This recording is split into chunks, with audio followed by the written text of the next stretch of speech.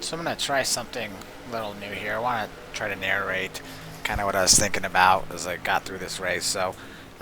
Qualified eighth, which was kind of surprising. I picked up some qualifying ideas after watching a couple of guys in practice creep on the first lap, and so it's like, hey, let's go this shot. So qualified eighth.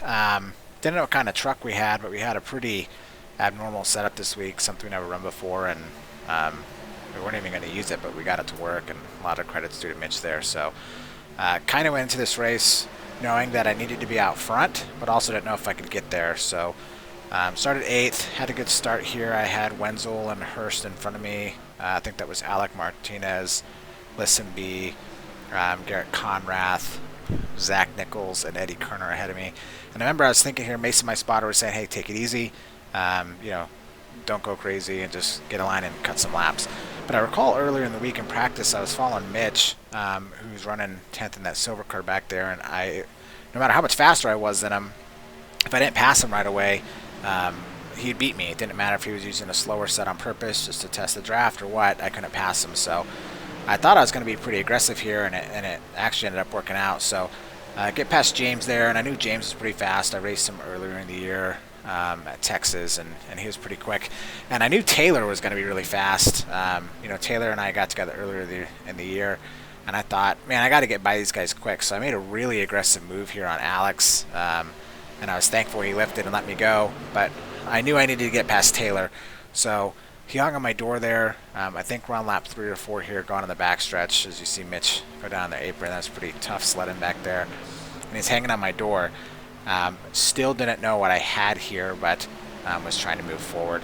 And I know Listen B was pretty quick, so I'm going to watch the next few laps here. And my whole goal was just to try to get to the front, because as you can see behind us, it's 2 by 2 by 2. And all those guys back there, Trayton, Dylan, Will, Mitch, all of them back there are really, really good, so I definitely want to get back there.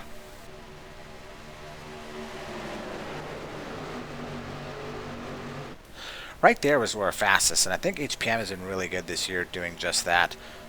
We have a lot of speed, being able to cut under people on corner exit, and I thought what was most powerful about our truck this week was, Listenby there was lined up with Conrath, Nichols, and Kerner ahead of me on the straightaway, and I was still able to get a pull.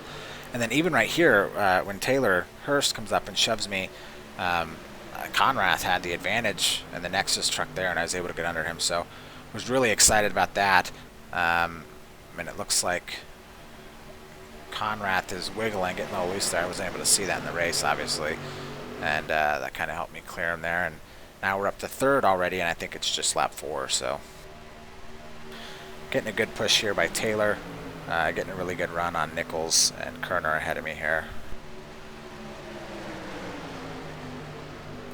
And I felt like turn 3 was where we were fastest. I mean, it might be hard to see from TV2 here, but you could see I had such a run there. I had to go. Mason was telling me, take it easy, and I just went for it.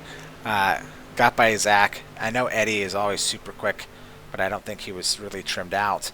And then, bam! I'm in the lead right there on lap 8. And did not expect that. So now we kind of had a decision. I mean, we've been practicing all week, so I'm sure most people had, and it was draft lock. So I'm thinking, do I try to save tires or do I just push it? And I also recall my truck was really tight in turn 3, and that had never happened before in practice. So I didn't know what to do, if I could save tires or not. And with how quickly I had just got through the field, I didn't think saving tires was the best option. So for the next few laps here, I go flat. I just try to push it really hard and see if I could break the draft.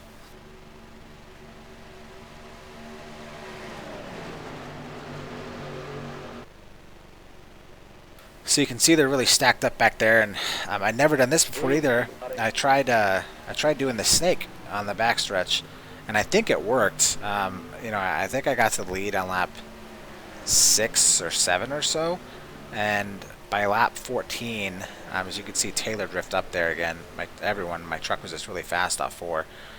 I was able to pull a 7 or 8th, 10th lead, and so I felt like maybe if I'd started further up, or if we're just a little bit faster, I might have been able to break the draft, and that would have helped.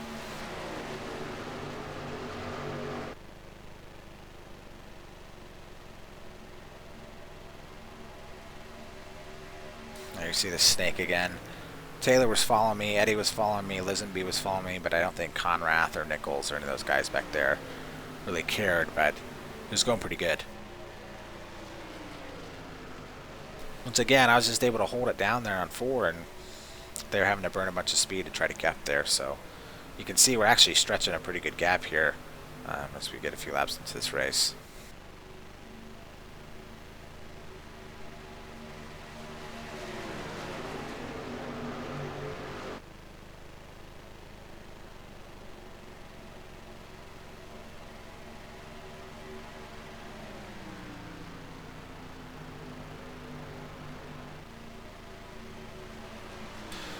So we're coming to take lap 10, and then I'll probably call it here because it's pretty straightforward after this, but really fast truck by HPM. Was really happy. I was really shocked that I was able to stretch the draft out like this. And I think we started to get a little bit loose, if I recall, after this went on. So really, really happy. And you know, it's interesting when you're in the race and you see Taylor or someone like that, a former peak driver behind you, and you know, you're gapping them, you're like, oh, you know, the field's spread out. And then I watched the replay and talked to some teammates, and no, we were all pretty much in a chain the entire race. So I knew we had to drive really hard and just make no mistakes, and we were able to do that. So I hope you guys enjoyed kind of a 10-lap breakdown about what I was thinking as the race started, and we'll see you next week.